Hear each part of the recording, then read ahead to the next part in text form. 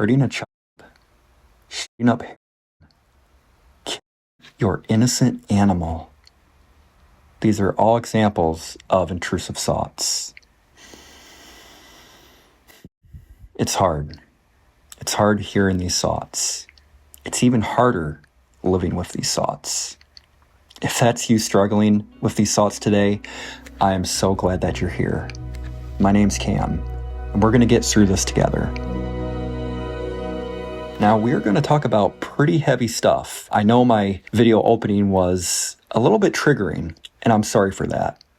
I really just wanted to showcase how serious an intrusive thought is. But before we dig deeper into that, will you join me in taking a big deep breath in through our nose and out of our mouths? You will? Great.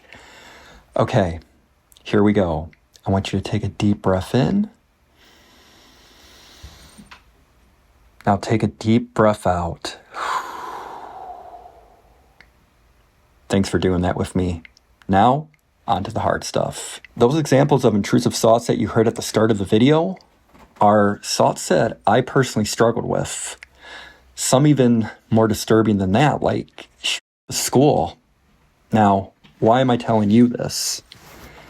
It's because I want you to know that you're not alone. And more importantly, that you are not your thoughts. Now, someone watching this video who doesn't struggle with intrusive thoughts might be thinking, is Cam okay? I want to assure you, yes, I'm okay. And really, everyone else with intrusive thoughts are okay because it's not our thoughts. Let me explain. Our brains are amazing. They are constantly working. And because of this, sometimes our brains give us an unwanted thought or a thought that wasn't intentional or in our control. It's a thought that just pops out of nowhere and is almost always a negative or disturbing thought. This is why people who struggle with intrusive thoughts are actually okay, because it's not an intentional thought or an action an individual wants. So I promise you that I and other sufferers don't want to harm children, or pets, nothing like that. I actually have 2 cats myself. They're great. But I'm going to tell you what we do want. We want our thoughts to stop.